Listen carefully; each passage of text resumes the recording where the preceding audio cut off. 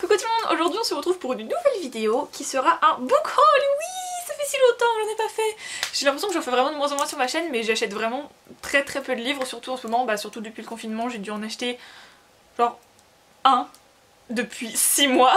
Wilder Girls, mais comme je vais vous en parler dans une petite lecture, ça sert à rien de vraiment vous le présenter beaucoup, surtout que je vous avais fait un unboxing dans un vlog. Et j'ai eu surtout, ça sera la veine principale de ce book haul, j'ai récupéré un carton de livres qui pèse très lourd. J'ai regardé rapidement ce qu'il y avait dedans, mais du coup j'ai trop envie de vous les présenter pour un peu les redécouvrir aussi. Je sais pas si je garderai tout. Pour l'instant de ce que j'ai vu, il y en a vraiment plein qui m'intéressent. Mais d'abord, je vais vous montrer ce que j'ai eu à la boîte à livres parce que c'était une riche expédition. J'en ai déposé quelques-uns et j'en ai trouvé quelques-uns. J'ai trouvé Don Juan de Molière.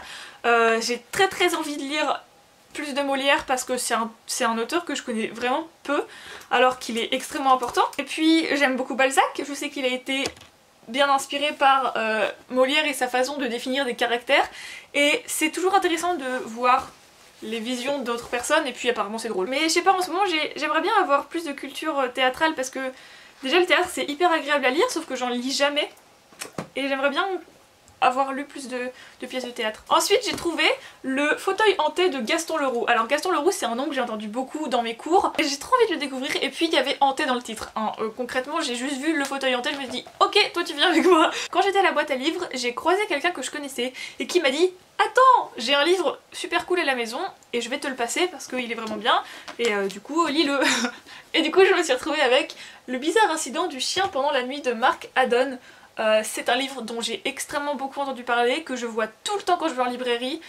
C'est en anglais je crois que c'est The Curious Incident of the Dog in the Night. C'est vraiment un livre qui a fait énormément parler de lui. Je pense que, je sais pas si l'auteur est atteint d'autisme, mais je sais que le personnage principal du livre est atteint d'autisme et que du coup ça traite de l'autisme. Et je crois que c'est un peu loufoque aussi, mais vraiment j'en sais pas beaucoup.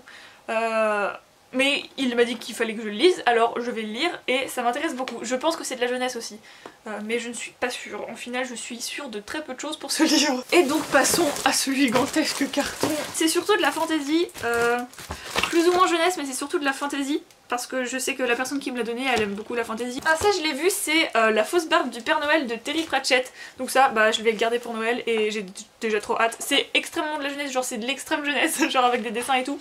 Mais moi ça me gêne pas, genre j'aime bien tout lire. Il y a ensuite Comment un écureuil, un héron et une chouette sauvèrent le père de Casper de Horatio Clair. Alors je n'ai aucune idée de ce que c'est, mais genre la couverture me dit trop quelque chose et je crois que je l'ai beaucoup vu sur Booktube pendant un moment.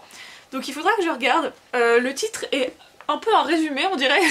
Oh non, est-ce que c'est une métaphore de la dépression et genre l'enfant il essaye de sauver son père de la dépression? Ça me brise le cœur. Je viens de lire le résumé, ça m'a brisé le cœur. Oh non, ça a l'air... Oh non, ça va être trop mignon, ça va être trop triste et ça va être trop beau. Oh, je vais le lire maintenant, j'ai envie de le lire tout de suite. Le résumé dit que ils habitent dans une ville anglaise genre archi paisible, ils mènent une existence super, jusqu'au jour où le père de Casper ne mange plus, ne sourit plus, reste dans son lit et ne travaille plus. C'est marqué quel mauvais sort s'est abattu sur lui, Casper ne l'abandonnera jamais. C'est vraiment trop chou, alors...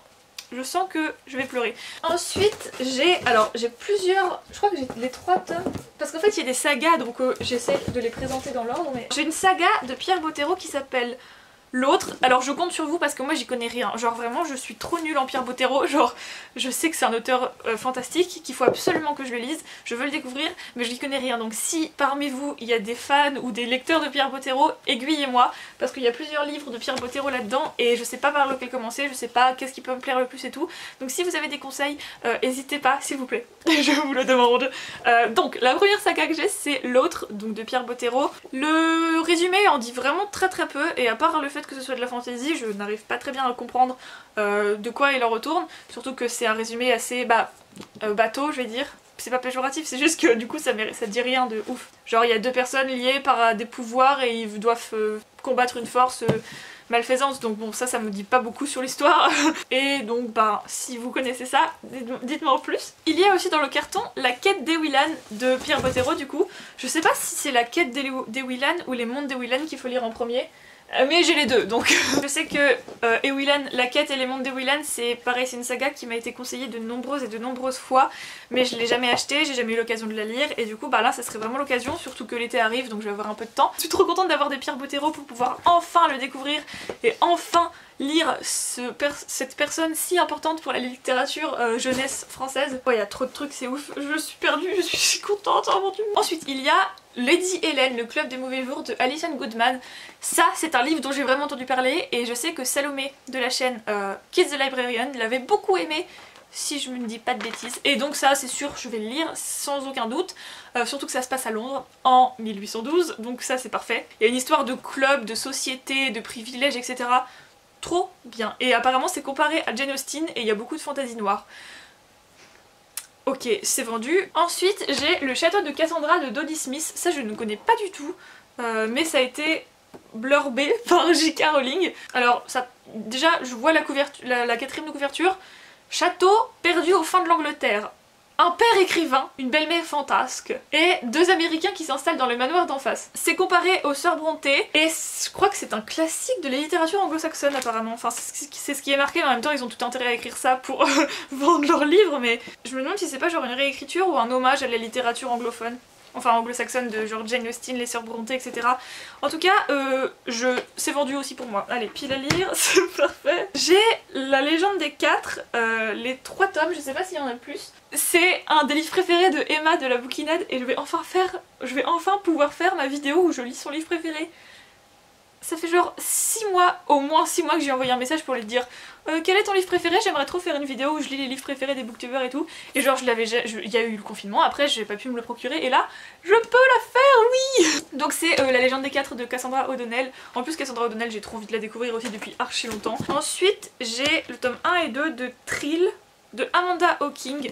Je n'ai aucune idée de ce que c'est. Alors il y a une fille qui échappe à une tentative de meurtre le jour de ses 6 ans. Et c'est sa propre mère qui a essayé de la tuer parce qu'elle pense que sa fille est un monstre. Ok, parfait. Alors là, c'est 11 ans plus tard, la jeune fille découvre que sa mère avait peut-être raison et on lui révèle la vérité sur ses origines. Là, comme ça me fait un peu penser à genre Jennifer L. Hammertrout. Je sais pas trop si je vais aimer. Donc si vous avez... si vous connaissez, n'hésitez pas.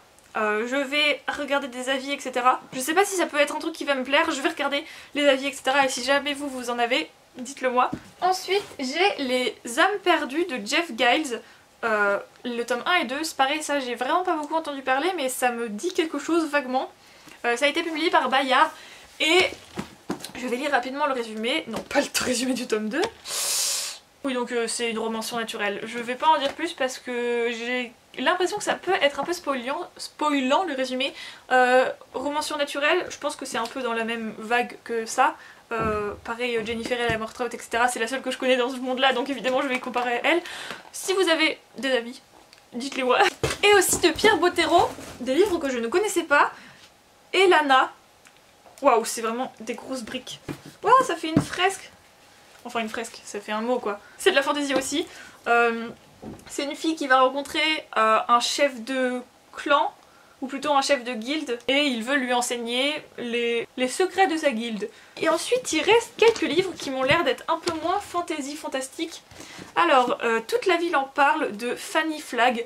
Je viens juste de lire le sous-titre qui est Les défunts aussi ont leurs problèmes de voisinage, et là je suis pareil, je suis trop hypée. Vous savez, j'aime trop quand ça se passe dans des petits villages où il y a un peu des problèmes de voisinage et où tout le monde se connaît et tout.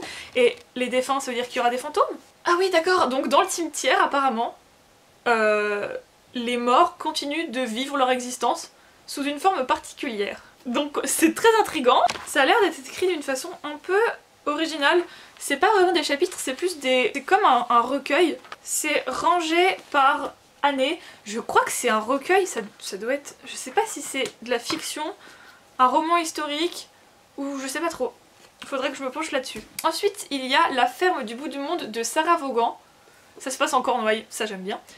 En 1939, est-ce que ça va être pendant la guerre? Ah, je crois qu'il y a une double timeline. Ça se passe en Cornouailles en 1939 et en été 2014. Oui, donc la première partie en 39, évidemment, ça parle de la guerre. Et en 2014, c'est une femme qui retourne dans la ferme en Cornouailles où la première partie, enfin la partie en 1939 s'est passée. Je sais pas pourquoi ça me fait penser à un livre que Piketty Bookin pourrait trop aimer, genre je sais qu'elle aime bien quand il y a plusieurs timelines et tout. Ça se trouve elle l'a lu, faudrait que j'aille voir si elle l'a lu. Sarah Vaughan, ça me dit quelque chose. Alors ensuite on a La mémoire des embruns de Karen Wiggers. C'est pas des livres que j'ai l'habitude de lire mais ils me font un peu envie. Ça parle d'une femme qui est dans sa vieillesse, dans ses dernières années, et il y a une histoire de secret, etc. Et apparemment c'est sur un fond très nature, et il y a plein de descriptions de la nature, etc. Mais c'est un peu sauvage. Ça fait très longtemps que je parle finalement. Donc voilà, c'est tout. J'ai vraiment hâte de voir si vous avez des choses à dire, ce que vous allez laisser comme commentaire, si vous avez des conseils à me donner ou quoi. Genre, je suis trop contente d'avoir eu tous ces livres. J'espère que la vidéo vous aura plu, que c'était pas trop long ou trop chiant parce que je savais pas grand chose sur la plupart de ces livres, mais j'espère que ça vous aura quand même plu. J'espère que tout va bien pour vous et moi je vous dis à très bientôt pour une nouvelle vidéo. Bye!